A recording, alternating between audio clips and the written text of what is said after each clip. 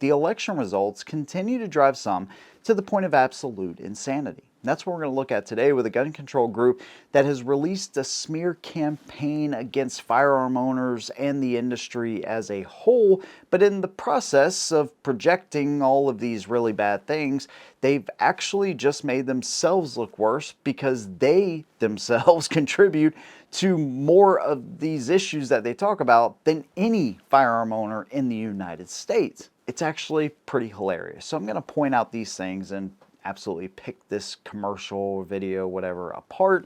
And of course, I want to hear from y'all because the comments on these types of videos are some of the best out there. So you guys never disappoint, and I don't think you will on this one as well. Make sure you leave your opinion about this smear campaign down below. Let me know your thoughts. Let's go ahead and jump right in. So this comes from Every Town for Gun Safety, right? And so they have a lot of crazy ideas, and you know, a lot of these gun control groups, there's no shortage of just craziness that goes on and some of the things they talk about, but we're going to watch this kind of in sections. You got to remember that this is their content, so to keep it fair use, I need to break it up a little bit. Apologies, you can find it out there if you want to watch the whole thing, but if I'm going to share it on my channel, obviously we got to break it up a little bit. So let's go ahead and watch a part of it real quick. Selling your safety to make big money. Breaking news this morning, a mass shooting. God, I love this country. So clearly they're saying that tragedies are actually used by the gun industry to push more gun sales. And so one of the first things they talk about is this talk of gun reform, right? Well, gun reform is actually something that's talked about amongst politicians that gun control groups actually advocate and give money to. These gun control groups give exponentially more to Democrat politicians, right? Now, gun advocacy groups, NRA, GOA, whoever, actually support their candidates as well. Okay, so both sides play this game of giving money, and actually there's some statistics that I've seen that say gun advocacy groups, right, actually give more money than gun control groups. Okay, well, each one's going to support their candidate that they believe in. But at the end of the day, this whole talk about gun reform pushing gun sales actually is a direct result of people like Everytown, because with the amount of money they make in, which, let's just be honest, it's millions upon millions of dollars every single year. I think last year might have been like 25 million or something. That's, I'm sure, before expenses and, you know, campaign commercials and all this kind of crap. But regardless, at the end of the day, millions of dollars, right? Well, I was looking at one breakdown of the amount of money they give to Democrats versus Republicans, right? It's like, you know, over $1 million, you know, to the blue, you know, and like under 10 grand to red. You know, some companies gave like $5 to Republicans, right? They're not going to give money to people they don't agree with. That's just obvious, right? But at the end of the day, when you're pushing Democrats who talk about taking people's rights away, you're going to drive sales up. The amount of money that I give these people, I want to see persuasion, not legislation. I don't want them messing with our sales. We see this in election cycles. Interestingly enough, though, not as much of that actually went on in this election cycle. I think people were kind of confused with Biden and then how terrible that debate went for him, and then Harris, who never got a single vote from anybody really for anything. I think people were fairly confident in Trump this time around, but regardless, you'll see that a lot. You know, anytime there's a tragedy that goes on, Democrats specifically talk about gun control, and that drives sales up, right? After Sandy Hook, after a lot of these tragedies, you see that because of the rhetoric that goes on. You are either in favor of the Second Amendment or you want to take everyone's guns away.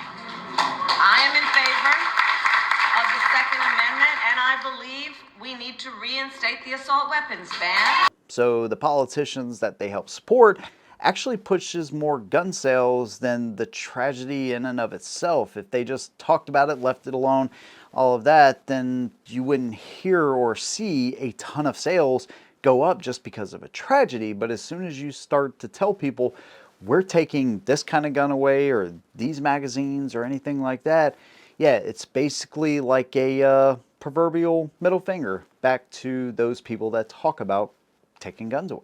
Where's our DC prick, Tony? He has a tea time with some senators that should seal the deal. But he, of course, sends his thoughts and prayers. Good. I want them buttered up. So obviously trying to mock people for talking about thoughts and prayers, which I don't understand. Would you rather people say, come out with some kind of emotional response, some knee-jerk reaction to one of these tragedies, or, you know, say, hey, our thoughts and prayers are with you? I don't understand why that's such a negative, there's such a negative connotation with some people about providing thoughts and prayers, saying that I'm thinking about you, I have empathy for you for what you're going through. Even though maybe I have not experienced that on a personal level like you can still show empathy towards those people. I don't understand why that's such a bad thing. And then they somehow try to make it seem like a lot of these tragedies don't involve people that have mental health issues. Speaking of, let's talk messaging options. Our goal should always be to deflect. It's an unsolvable problem.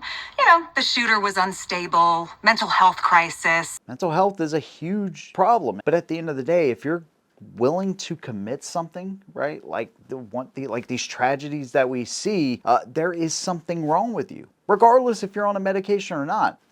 Let's go on. How are we handling the marketing around this? Yes, let me share my screen. My team is already on it. The only way to protect your family is with guns. Now they're showing advertisements here, right? So they're saying, you know, the first one, a guy's protecting his home with a gun. That's fantastic. Let's move on. The second one. The more, the bigger, the better. Obviously, these are AI girls, right? With poorly rendered guns, right? AI is getting better with this type of stuff, but at the end of the day, whatever. Okay, let's just pretend these are real two blonde girls with frickin' guns at a pool party. Hot girls are used to sell everything, okay? Like, this isn't anything new, right? We've been doing this for decades and decades, and guess what? It works. Men like guns, and men like hot women. At the end of the day, what do you expect? I mean, come on, let's just be real. So we're gonna move past that one too. This guy has his shirt off. Why? I don't even understand this one. We're gonna move on. It's an arms race with the bad guys. Why does the guy on the bottom that's protecting his home, again, AI rendered, whatever, but why does he only have a rear sight on this AR? I think that's one of the most tragic things in all of these pictures that are rendered. All right, let's move on. Now this one's kind of interesting because they're specifically looking at the gun industry, right? And saying that they're the ones that crank up the fear. I like the stoking fear options. Let's crank up the fear.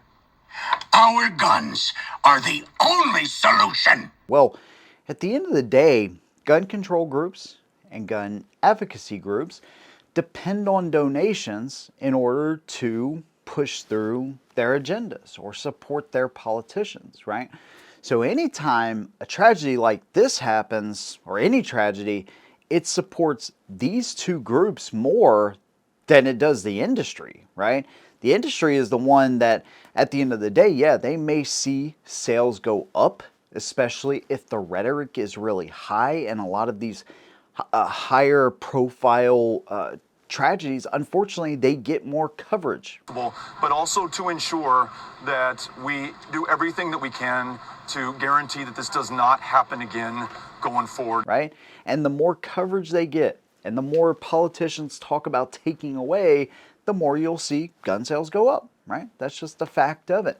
But they don't always benefit from that, right? We've seen a shift where parents are being prosecuted now, and they really, really, really want gun manufacturers to be held liable, right? So you're not going to see any gun manufacturer coming out after a tragedy and saying, hey, yeah, this is the one that was used in so-and-so whatever. Yeah, come buy our product today. You're not going to see anything like that. First of all, it'd be absolutely heinous to do something like that. I will use the car example, right? Even though it's not a right to a right, it's a privilege versus a right. You don't see GM being taken to court over somebody taken somebody else's life because of a drunk driving incident. So how can you hold a gun manufacturer liable for something some mentally unstable person decided to do? Or a gun that was stolen, or any number of things? How can you hold them liable? They made a tool, and sometimes these tools are used to do tragic things, but it's not the tool's fault. It's like saying, hey, we're going to absorb all responsibility from the people that do this, and we're going to pin the blame on somebody, but it's not going to be on the person. It's going to be on the people that actually made the tool. Make it make sense. I don't think you can, but, give it a shot down in the comments, I guess. I'm Gary, with Gary's Got Gigantic Guns. Now I'm serious about making sure that my guns end up in the right hands, and also the left ones. Pew, pew, pew, pew. So, gun makers and legitimate FFLs, of course, have a relationship, right? Just like anybody that sells anything on Amazon or any major retailer, right? That's the way business works. But they're trying to make it seem like the majority of people selling these guns are rogue sellers when they're actually not. They go through a more stringent background process to get that FFL and to be able to conduct business than almost any retailer out there. Probably more than any retailer that sells anything else. The gun industry is held to a much higher standard. And guess what? Any rogue seller that is selling, right, these firearms illegally, they're already breaking the law. Just spit it out. What is it? They just keep being used for crimes, that's all. Like all the damn time. Cops keep showing up. I'm a little worried they're gonna... That's perfect. The same laws that you want to increase and make them more stringent and make it harder for people to obtain firearms, they're not following the law. How can you make people that are already willing to break the law follow the law by adding on more laws?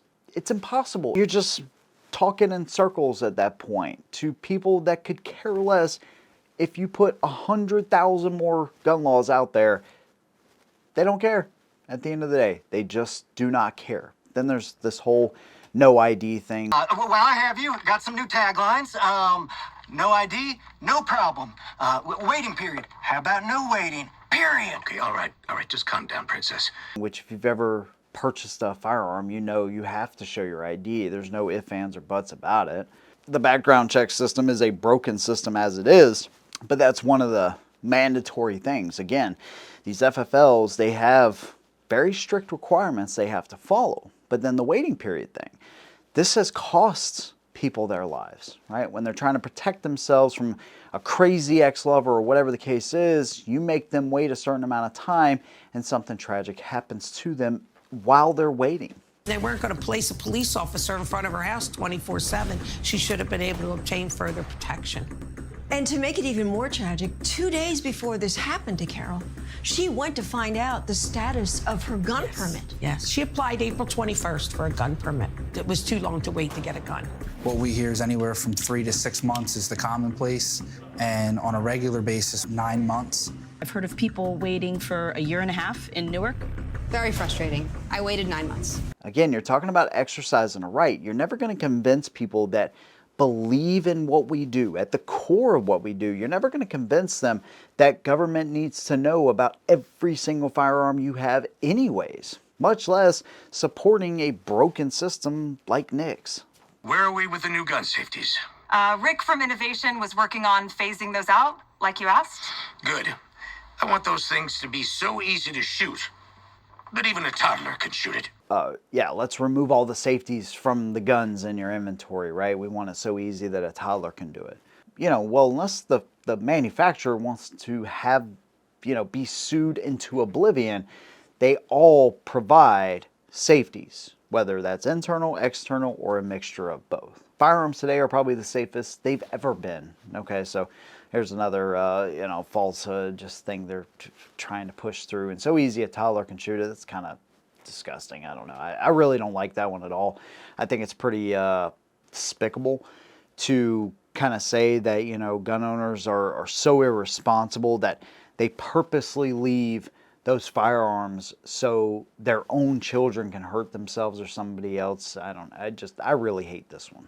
Responsible firearm ownership, in my opinion, involves teaching those kids and marketing, fake guns towards kids and all that kind of stuff. That's not been a thing for a long time, right? There's been a push to ban even, toy and plastic guns and probably even Nerf guns at this point. I don't know how far they've really gone with it, but at the end of the day, it doesn't matter. Even real guns, right? You don't see marketing for this. Remember Daniel Defense? They tried the Super Bowl ad. The NFL would not allow it. There's a lot of manufacturers. There's a lot of social media sites that will not allow it, right? Even pushing it to adults, right? Links on YouTube and all that kind of stuff, it's all banned, and it has been for a really long time.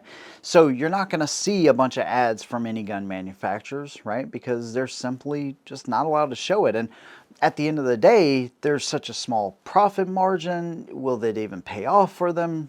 Maybe not. Maybe not. Who knows? But people still exercise their rights. They talk about how much the gun industry makes. Well, people are willing to do that. And you are part of the problem, because you will continue to bring up these tragedies and talk about them, continue to push and stoke fear yourselves, and that's what, in return, stokes a lot of record sales numbers like we've seen. So it's crazy. The projection and lack of self-awareness in this video is actually pretty insane. But hey, at the end of the day, that is my opinion. But I want to hear your opinion. Let me know what you think about this incredibly moving and funny commercial. If you think it's actually funny, let me know down below. Whether you agree or disagree with my opinion, doesn't matter. Let me know. Big thanks to you guys. See you in the next one. And as always, hold them down.